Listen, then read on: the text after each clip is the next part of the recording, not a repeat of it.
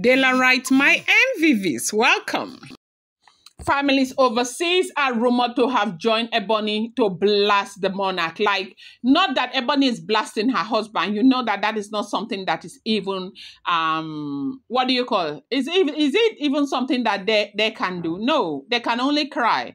I do know that when our kinds are talking, they talk as if, you know, the wife can go to the monarch and start running their mouth and doing, or no, they cannot. They can't even try, because if you even try that, it is seen as an abomination.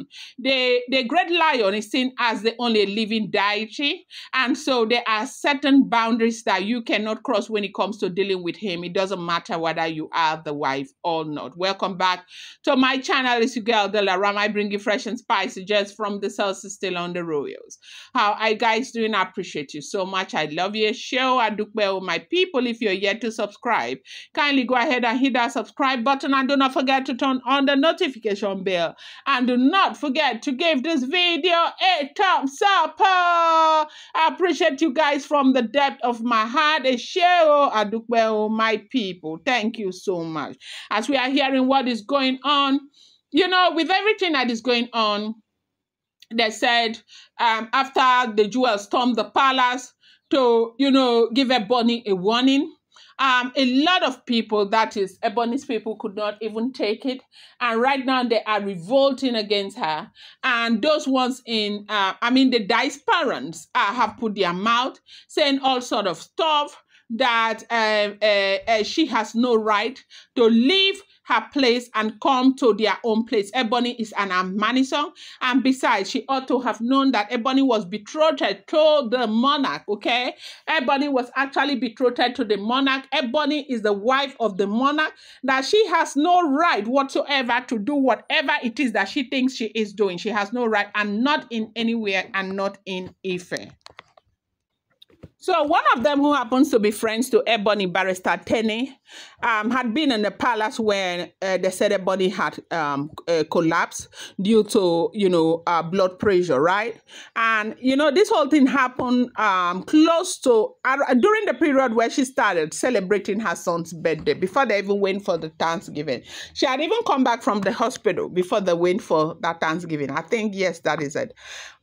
So when she collapsed, they say her friend who had come from the UK to celebrate the son's birthday with her, and that one is Barrister Tenny. Barrister Tenny was the one who was shouting and asking them for help, and they said they were going to call the family physician.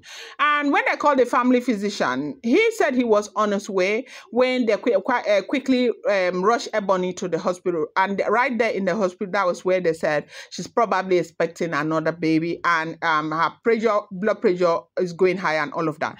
Now, with this thing with her expecting another baby, you know that this is going to impact on the Tiwase ritual. They said something about the ritual. You cannot do that it was a ritual on a pregnant woman. Like that their law does not accept it. As a matter of fact, it is an abomination. And so right now, if they have confirmed that she's actually expecting a baby, that is another fight, because this Tiwase ritual might not go through.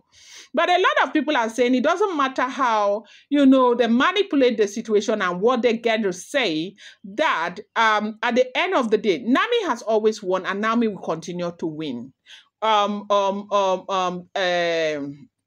Sorry, the jewel has always won, and the jewel will continue to win.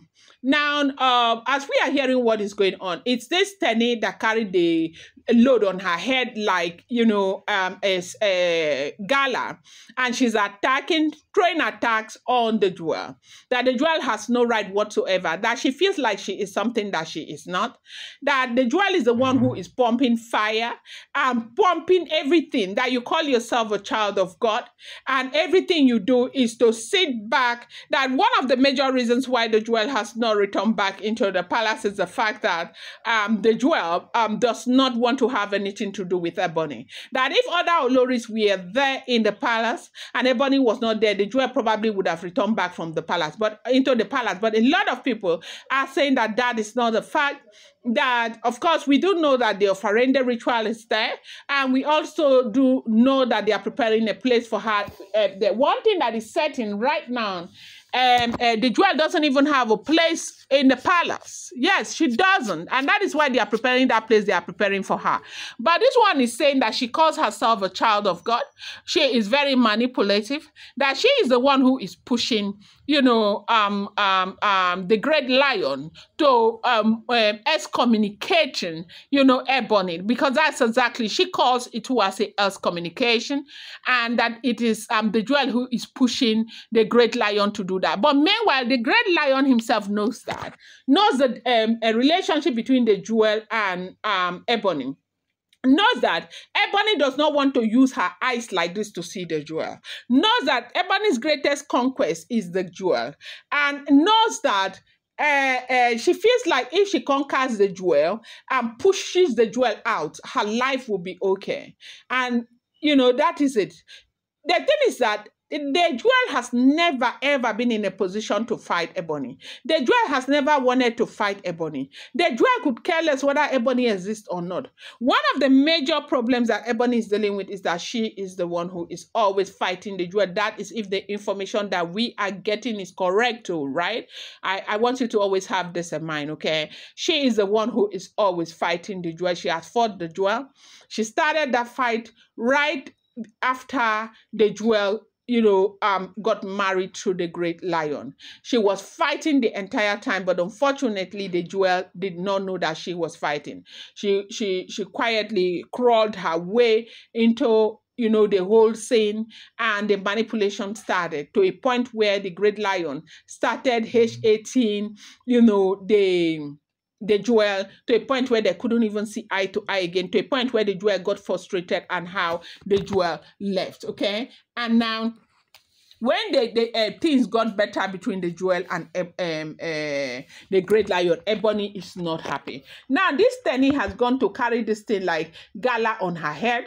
She and other groups, you know, of people, the diasporans, are busy insulting the living daylight, cursing the jewel out, calling her manipulative, telling her she would leave, she would never stay, that her destiny is not inside her place, she will never stay there, that at the end of the day, she will have to go to wherever she wants to go to and go and get married. And now you see how the devil knows how to, you know, use devices against people. Because the Ebony knew that, look, if I go through this uncle of hers, I probably succeed. And that happens to be the reason why Ebony had to go through the uncle. And the uncle also is falling prey to it, because the uncle started mounting pressure. The uncle is saying that if the great lion loves the jewel, you know, Ebony will not be expecting another baby. If the great lion loves the jewel, Ebony will not be bringing other women in. If the great lion loves the jewel, this and that and that. And the uncle does not want to know that he is king, a traditional king or not. That is not the uncle's business. So it's a whole lot that is going on right now. I'm going to bring you more updates. Do not forget that these are all alleged, rumored, unverified information making the rounds on social media and shouldn't be seen as fact.